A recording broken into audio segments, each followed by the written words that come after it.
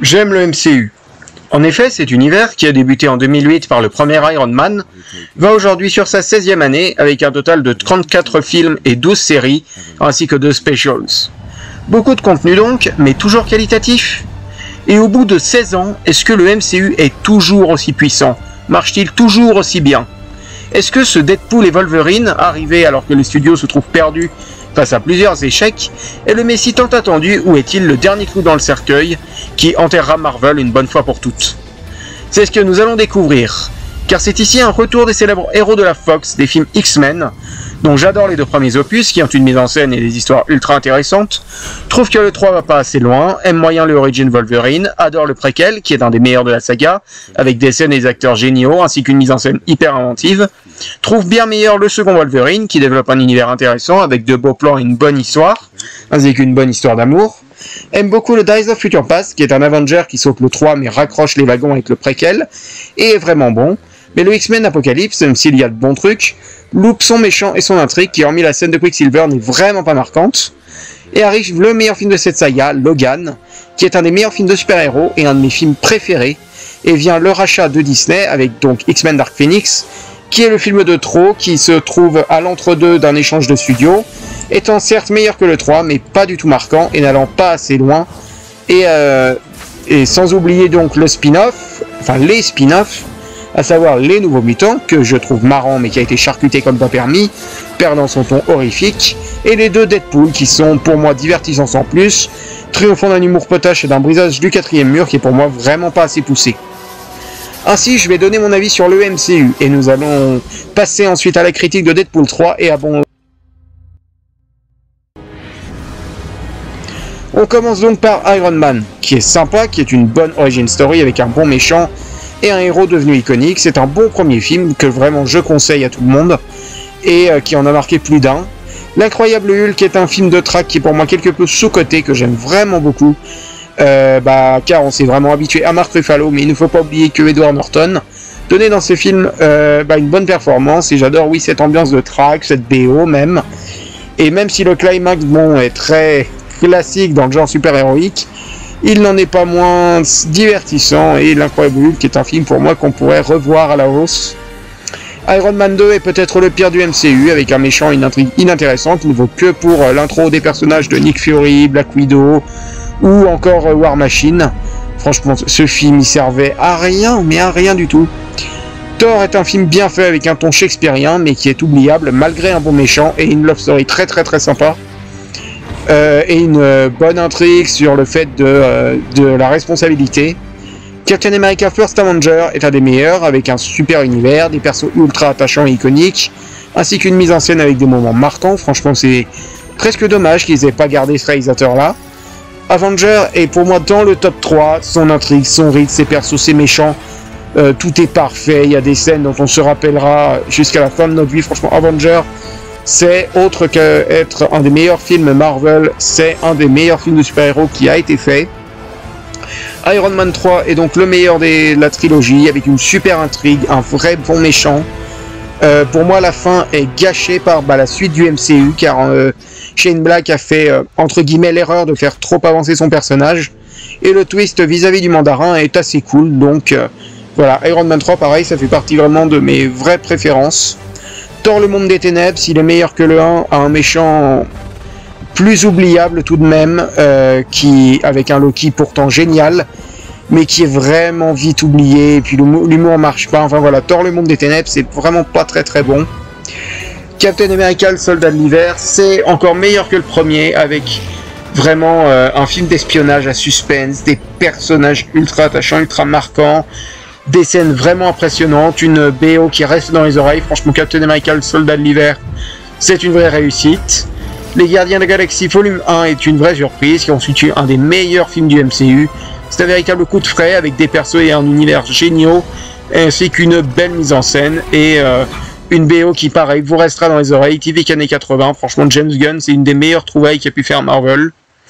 Avenger l'ère d'Ultron, c'est malheureusement assez oubliable, avec un méchant moyen, des scènes sympas, mais qui est tout de même une occasion manquée, qui doit introduire beaucoup trop de choses pour la dernière phrase, et qui du coup en oublie tous ses personnages ainsi que son antagoniste. Ant-Man est donc sympa avec un méchant totalement oubliable. Voilà, c'est le même produit que l'incroyable Hulk.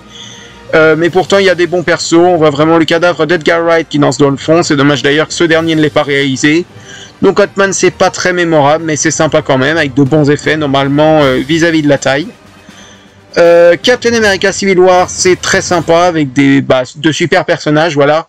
Certes, le MCU réussit peut-être pas ses méchants, mais quand il veut faire castagner ses héros, il réussit amplement. Voilà, les relations fonctionnent à merveille, il y a vraiment de l'impact dans certaines scènes, il y a vraiment des scènes marquantes, comme celle de l'aéroport, celle de la fin.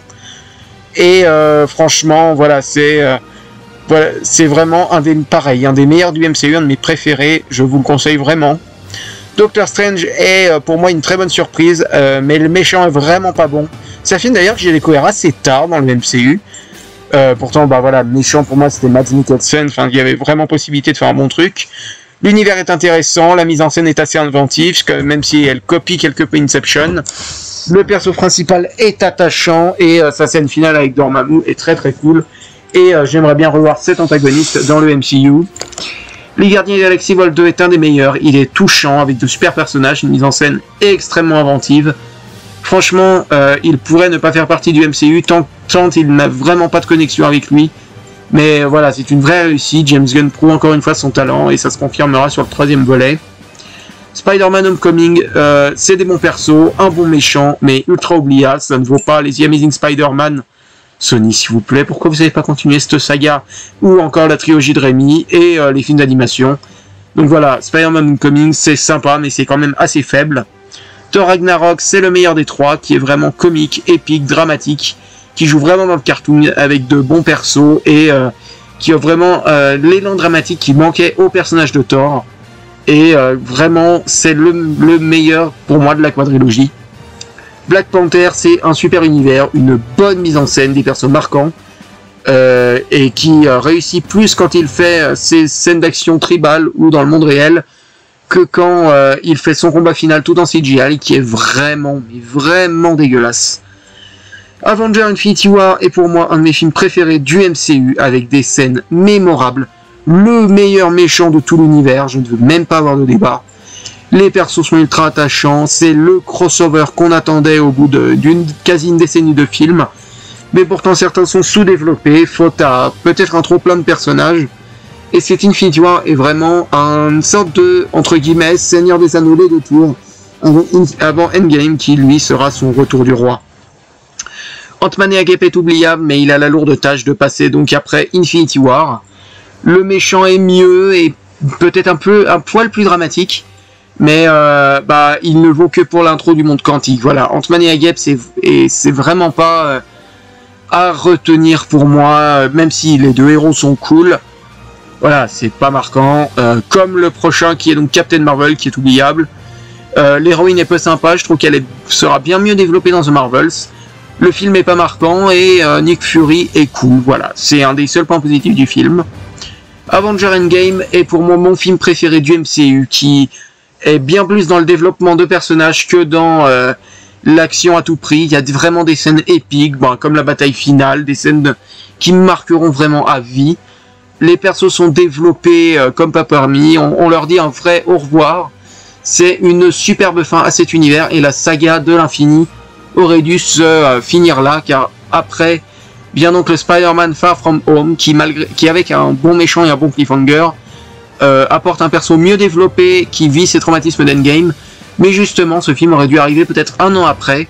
Endgame aurait dû signer la fin d'un chapitre et Spider-Man Far From Home devait en commencer un autre, un bien meilleur.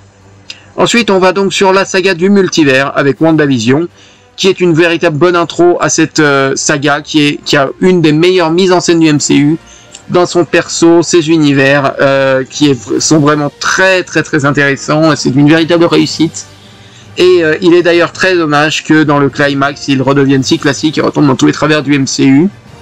Falcon et le Soldat de l'Hiver est génial pour toutes ces scènes d'action, ses persos, ses thématiques qui critiquent vraiment l'Amérique de l'époque, et ainsi que l'héritage vraiment de Captain America avec un véritable bon antagoniste, enfin de bons antagonistes, mais pourtant l'imagerie est trop pauvre et ça c'est assez dommage.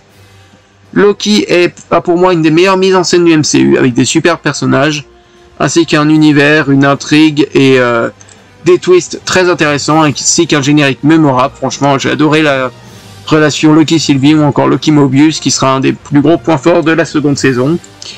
Black Widow est classique et oubliable, avec pourtant une bonne intrigue. On attendait un préquel sur le personnage de Natasha Romanoff, qui aurait peut-être dû arriver en phase 3. Pourtant les persos sont sympas, mais voilà, il n'y a pas de mise en scène. Pourtant le générique est sympa. Le générique est sympa, c'est un des gros points forts de ce film. Mais voilà, c'est un film qui pour moi arrive trop tard et ne sert pas à grand chose. What If, pour moi, c'est une bonne revisite avec une belle animation, de bonnes intrigues, mais qui, hormis l'épisode sur Doctor Strange par exemple, est pas extrêmement marquant. Peut-être aussi l'épisode zombie. Mais voilà, et cette série a prouvé qu'Ultron pouvait faire un excellent méchant et qu'il a été vraiment sous-développé dans le Avenger 2. Shang-Chi à la légende des 10 anneaux apporte un univers, des scènes d'action et des persos intéressants, ainsi qu'un super méchant qui est vraiment un des meilleurs du MCU, et une mise en scène très sympa avec vraiment un hommage un peu à la culture chinoise, à un espèce de bestiaire. Franchement, Shang-Chi, c'était une très très bonne surprise que je vous conseille. Donc voilà, vous regardez-le. Eternals, c'est un des meilleurs longs métrages du MCU. Et je ne veux même pas avoir de débat. Les thèmes sont ultra intéressants, les persos ultra attachants, l'univers est extrêmement intéressant. Je veux une suite à ce film. Vu le cliffhanger qu'on a eu à la fin, vu les ramifications que ça peut avoir, vu l'étendue que ça peut avoir, Eternals mérite une suite. C'est même pas à débattre. Ça mérite une suite. Je ne comprends pas que Marvel ne lui ait pas donné un cachet suffisant, même si le film a flop en salle. Franchement, il faut un Eternals 2 très très vite. Hawkeye est sympa, c'est une série sympa, qui a une bonne relation entre ses deux protagonistes principaux, qui voit vraiment Hawkeye comme un véritable humain, qui a des difficultés, qui en chie, mais qui est vraiment attachant. Cade et Echo sont sympas, mais pas assez développés, c'est dommage quand on sait ce que la série Daredevil avait fait du Cade. Mais l'intrigue est sympa, et c'est vraiment, voilà, la petite série de Noël par excellence. C'est sympa, mais ça casse pas trois pattes à un canard non plus. Et Spider-Man No Way Home est un kiff de fan, qui m'enchante dans sa seconde partie, mais pas dans sa première, qui manque vraiment de mise en scène. Enfin, tout le film en général manque de mise en scène. On aurait aimé un Sam Raimi ou même un Mark Webb sur ce film. Il aurait mérité. Il y a l'impact émotionnel quand même, mais voilà, c'est dans la seconde partie. La première, elle est vraiment pas très très bonne.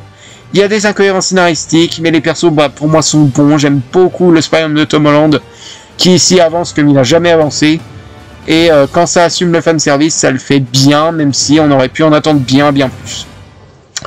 Moon Knight est pour moi une déception, avec un bon méchant et un bon duo principal, ainsi qu'un thème principal marquant, mais c'est trop long. La fin fait trop blockbuster, le film a été charcuté, ça a été censuré, ça se voit. C'est vraiment pas un hommage au personnage des comics, et je sais vraiment pas comment on pourrait le revoir. Doctor Strange in the Multiverse of Madness possède une super mise en scène, avec des persos et un méchant marquant en la personne de Wanda Maximoff, qui se trouve être une des meilleures méchantes avec Thanos. La mise en scène est inventive, franchement, un des plus osés, notamment parce qu'il vient dans le gore, même dans l'horreur. C'est quand même un des premiers Marvel à verser dans l'horreur. C'est, voilà, Doctor Strange The Multiverse of Madness, c'est un des meilleurs films de cette saga du multivers, c'est à voir. Miss Marvel, ça a une bonne mise en scène et des persos attachants, ainsi qu'un bon univers, notamment vis-à-vis des djinns, mais qui est assez oubliable et qui n'est vraiment pas marquant, tant mis pour son protagoniste principal. Thor Love and Thunder, c'est un pétard mouillé. La scène d'intro et la seconde partie, c'est vraiment cool, mais en la première, j'avais envie de me défenestrer. Les effets spéciaux sont moches. Le trio principal fonctionne, le méchant est bon, même si vraiment pas assez développé. On aborde une des entités comme on a fait avec Eternals, mais qu'on ne reverra pas par la suite, on ne sait même pas ce qu'on va en faire. Donc voilà, après la réussite qu'a été Ragnarok, c'est extrêmement dommage que Thor Love and Thunder soit un aussi gros pétard mouillé, une aussi grosse déception. She-Hulk, c'est à chier, rien ne va, ils ont gagé Daredevil, je leur en voudrais la vie. Black Panther Wakanda Forever, c'est moins bon que le premier. Ça souffre vraiment de la mort de Chadwick Boseman, où il a fallu changer le scénario en urgence, mais qui lui rend quand même un bel hommage. Le méchant est bon, et la dualité avec la princesse Shuri est vraiment intéressante. L'aspect politique est vraiment pas assez poussé, puis il y a même des effets numériques qui se voient un peu, et peut-être qu'on aurait pu un peu cutter le film pour que les 3 heures, pour que ça fasse pas 3 heures et que ça passe un peu mieux. Ensuite, les 2 specials qui sont Werewolf by Night et Holiday Special sont inventifs et cool, avec une bonne intrigue et des protagonistes intéressants, malgré que le premier soit bien meilleur, avec un univers mystique et un univers mystique très bien développé, une ambiance à noir et blanc très cool. Pourtant, par contre, le second est vraiment oubliable, avec son intrigue non développée dans une suite, notamment vis-à-vis de l'aspect de la sororité de Mantis et Peter Quill. Ant-Man la Guêpe Quantum Mania, comme chez Hulk, c'est nul à chier. C'est une déception, il n'y a rien qui va. C'est une vraie mauvaise intro du personnage de Kang qui ne sera, je pense, pas repris par la suite. C'est un mauvais film. MODOK est dégueulasse, j'en fais des cauchemars toutes les nuits. Voilà, une nullité absolue. Franchement, Marvel a merdé et le résultat au box-office est le résultat de leur connerie. Les Gardiens de la Galaxie Vol 3 est un des meilleurs de cette saga du multivers. Les personnages sont ultra attachants, la mise en scène est inventive, le méchant est cool, il y a de l'émotion, c'est une belle fin pour ses protagonistes, qui encore une fois s'affranchissent de toute cette continuité. Voilà, les Gardiens de la Galaxie Vol 3, c'est ce que je peux appeler une véritable réussite. Secret Invasion, c'est cool, avec un bon ton d'espionnage et de bons protagonistes, mais qui pour moi aurait dû être une véritable fin à Nick Fury, malgré un méchant oubliable et un climax qui va vraiment, mais qui est trop balourd, c'est trop balourd le climax de Secret Invasion. Franchement, ça aurait dû être un truc bien plus intimiste. Et voilà, le cliffhanger qui à la fin est très intéressant, mais on le développe jamais, on n'en a jamais entendu parler. Loki saison 2 est une des meilleures choses faites. D'ailleurs, j'avais entendu des rumeurs comme quoi ce serait le showrunner de Loki qui reprendrait les Avengers. Je dis oui tout de suite. Qui fait avancer le tout et change beaucoup de choses, qui doit négocier avec le départ de Jonathan Majors du MCU, avec des protagonistes ultra attachants, une belle mise en scène. Donc voilà, Loki saison 2 c'est pour moi une réussite, même si c'est peut-être moins bon que le premier, ça s'étale peut-être un peu trop sur trop d'épisodes, ça aurait mérité peut-être un épisode en moins, pourtant il y en a 6, c'est dire. The Marvels, c'est la surprise que j'attendais pas. Alors il n'y a pas de mise en scène, le méchant il est nul à chier. Mais alors, le trio, il est ultra attachant. Brie Larson, ici, elle trouve vraiment une aura bien plus humaine, ce qu'on lui reprochait dans son film précédent, et porte le film, le trio porte le film, Kamala Khan est celle qui s'en détache le plus, et la fin est vraiment intrigante, introduisant une nouvelle équipe qui va être extrêmement importante, j'en dirai pas plus si vous n'avez pas vu le film. Donc voilà, The Marvel, c'est la petite surprise, c'est dommage un petit peu que ça ait floppé. Voilà, redonnez-lui une chance si vous l'avez pas vu. C'est pour moi à voir, c'est une bonne petite surprise. Et enfin, What If saison 2 est sympa, même si la surprise de la saison 1 n'est pas retrouvée. Et il y a de bons épisodes, comme celui sur les Indiens. Mais voilà, l'intrigue est peut-être même moins développée que précédemment. À présent, on passe donc au film du jour, Deadpool et Wolverine, qui se constitue comme le seul film Marvel de l'année, réalisé par Shawn Levy, derrière le vraiment très cool Real Steel par exemple, ou encore Free Guy que je n'ai pas vu, qui est accompagné au scénario de 4 autres personnes, dont son acteur principal Ryan Reynolds, qui est accompagné au casting par Hugh Jackman, qui reprend, malheureusement ou heureusement j'en sais rien, son rôle iconique de Wolverine après le décès de son personnage dans Logan il y a plus de 7 ans, avec également Emma Corrin et Matthew McFadden, dans un long métrage qui semble être un hommage à la Fox à cette époque disparue, et un buddy movie qui va enchaîner les blagues et les rêves comme un No Way Home il y a 3 ans. Mais pourtant, dans son trailer, dans sa deuxième bande-annonce, je vois de l'émotion, je vois du drame et une alchimie. Est-ce que je l'aurai? C'est ce que nous allons voir. Mais Deadpool et Wolverine, s'il est le dernier espoir, de quoi il parle? On y suit Deadpool qui mène une vie tranquille, ayant laissé derrière lui son époque de mercenaire, et cherche des petits boulots par-ci par-là, jusqu'au jour où il est retrouvé par le TVA, une organisation dont la mission est de surveiller les différentes réalités du multivers, et tente de régler les interférences temporelles. L'agent Paradox va alors lui proposer l'opportunité de devenir un véritable héros, et dans son périple, il croisera la route de l'indomptable mutant Wolverine, avec qui il va tenter de s'unir pour sauver leur univers respectif. Et Wolverine est un très très bon film. Et c'est bel et bien le renouveau de Marvel. Peut-être en effet qu'on peut lui reprocher beaucoup de choses. Si on y regarde de plus près, le scénario est bien sûr bourré d'incohérences. La mise en scène et la photo sont plates. Enfin, même si la mise en scène, il y a 2-3 idées, on va y revenir tout à l'heure. La mise en scène et la photo sont plates, même s'ils offrent, comme j'ai dit, 2-3 petits plaisirs. Et ça ne déroge vraiment pas de toute cette photographie du MCU qui est très lisse, qui se ressemble vraiment, même si quelques films dérogent de cette règle. Comme on en a l'habitude avec les films Deadpool, les blagues sont très lourdes, mais bon Dieu que j'ai pris du plaisir. En effet, ce Deadpool et Wolverine est non pas une pierre angulaire de cette saga du multivers, comme on aurait pu s'y attendre à la base, mais bel et bien un hommage à la Fox. Alors cette critique se fera avec spoiler, dans une seconde partie, car les bandes annonces ne divulguent vraiment pas grand chose du film. Pour celles et ceux qui donc ne l'auraient pas vu, je vous conseille vivement d'aller voir Deadpool et Wolverine. C'est pas débile, c'est pas comme les 2 autres films Deadpool, c'est le meilleur des 3. Franchement, allez-y, rien que pour son duo qui fonctionne du tonnerre, vous allez prendre un plaisir fou, vous allez peut-être retrouver le MCU que vous aimiez, donc foncez. Ainsi, nous allons donc passer en partie spoiler. Et on va s'arrêter tout d'abord sur ce duo. Ce duo est excellentissime. Il possède une alchimie qui est assez rare. Franchement, allez-y, juste pour ça. Puis même pour ceux qui auraient... ici, on est en spoiler, donc... même si je trouve bien sûr Twister bien meilleur. Le film fonctionne donc par ce duo principal, Deadpool et Wolverine. Et après les 2 films précédents, j'avais jamais trouvé Deadpool aussi attachant. Et mon Dieu que c'est rare. Ryan Reynolds, il offre un vrai beau jeu. C'est bon, même si on est d'accord, voilà, c'est pas une perf à Oscar, j'entends bien, mais il est attachant, on comprend vraiment ses motivations, et même si on peut le détester en temps normal, même si on peut en avoir marre de toutes ces blagues potaches, le personnage il reste attachant, il a des motivations, il a tout un pan, tout un univers qui lui est propre, qu'on aime, un petit peu en tout cas, et il fait un bon duo avec Wolverine. Et oui, Hugh Jackman n'aurait pas dû revenir, bien sûr.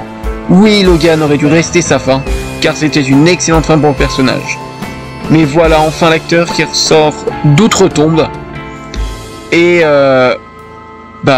qui est extrêmement attachant, qui est même meilleur pour moi que Ryan Reynolds. On le voit vraiment comme un Wolverine brisé, comme on l'avait vu dans Logan en fait. Un Wolverine meurtri par ses erreurs. Et d'ailleurs, le personnage aura droit à un véritable hommage avec des différentes versions qu'on verra au tout début du long métrage, qui viennent de différents comics.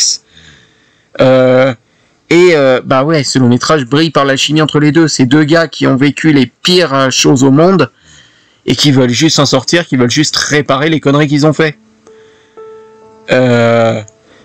Qui ont vraiment... c'est un vrai buddy movie, ce Deadpool et Wolverine. Et l'aspect tragique que j'avais vu dans les bandes annonces, se révèle ici totalement vrai.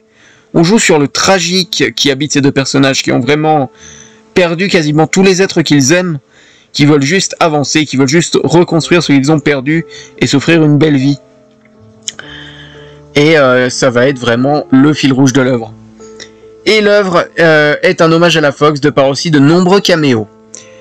Mais ce n'est pas des caméos comme on a pu en voir certaines fois, non, c'est vraiment des caméos qui ont une réelle utilité, qui ont un réel temps d'écran, et qui sont assez jouissifs. Et ils seront tous dans cette zone qui occupera une majeure partie de l'œuvre. Une statue d'Ant-Man à un moment signe peut-être que qu'on ne reverra pas le personnage après le désastre de Quantum Mania. Le vaisseau des gardiens aussi signe peut-être que l'équipe c'est fini, donc elles ne reviendront peut-être pas.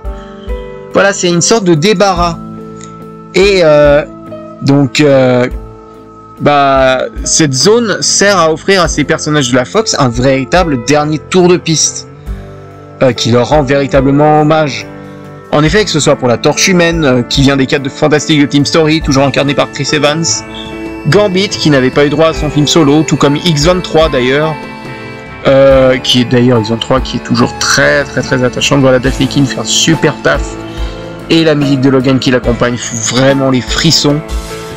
On a aussi le Dent de Sabre du premier X-Men. Ça me fait bizarre de ne pas avoir vu celui du X-Men Origins Wolverine qui était joué par l'acteur de Ray Donovan, dont j'ai vraiment plus le nom. Et au niveau d'autres caméos, on a aussi Wesley Snipes qui revient en Blade. Chose assez amusante quand on voit que le film Blade qui doit sortir en quelques années est vraiment en difficulté. Et aussi la Elektra de Jennifer Gardner. Et en fait, ils ont un point commun tous ces personnages. Ils ont quasi tous été oubliés du grand public. Les films du super-héros des années 2000, si vous les avez pas vus, vous les reconnaîtrez pas. Car c'est des vieux films, c'est des balbutiements du genre super-héroïque. Et la plupart des films se sont révélés vraiment médiocres. Et c'est là que les fans du MCU pourraient vraiment se retrouver perdus. Et un autre point positif est la méchante, qui est assez marrante, car son pouvoir est de raviver les souvenirs, de se balader dans la mémoire des gens. Et c'est ce que ce film fait, en fait, sur un certain côté. Mais elle n'est pas la vérité. Enfin, elle est la méchante, mais elle ne l'est pas véritablement. Mais vis-à-vis d'elle, Emma Corrin joue bien, voilà, c'est une bonne méchante. Elle est assez charismatique, on s'en souviendra sûrement. Et je trouve dommage qu'on n'ait pas développé son lien avec Charles Xavier.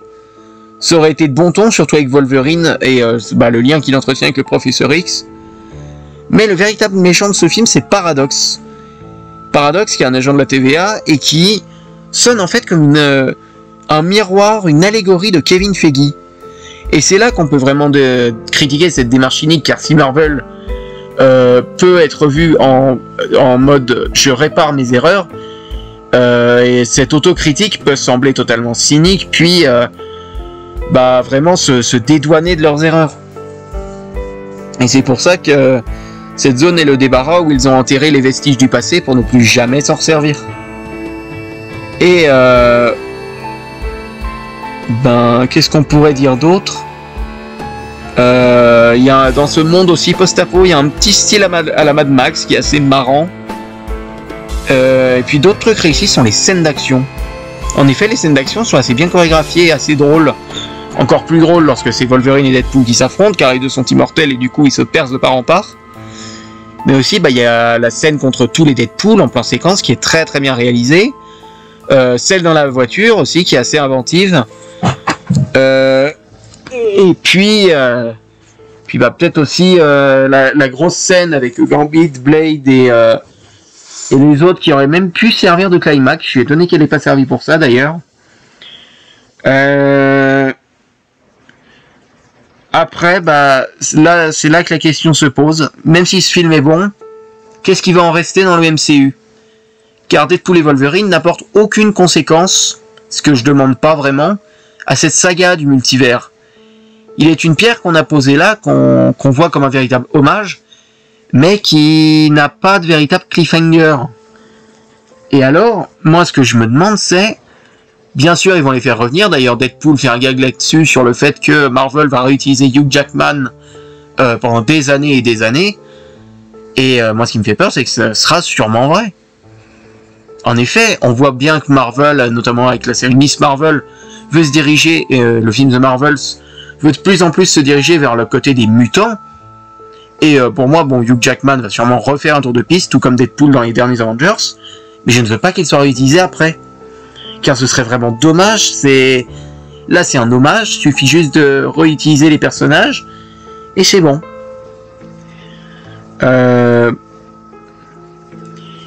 Et la question qu'on peut se poser, c'est est-ce que Marvel a appris de ses erreurs?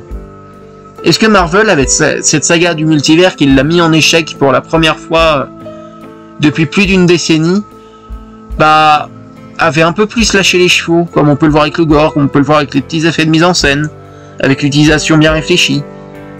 Je sais pas, je ne sais pas ce que je peux dire sur le MCU, à part qu'on verra dans les années à venir. Le prochain film est Captain America Brave New World. La prochaine série est Agatha Coven of Chaos. Nous verrons donc ce qu'il adviendra de cette saga du multivers, qui devrait se perpétrer jusqu'en 2027 et Avengers Secret Wars.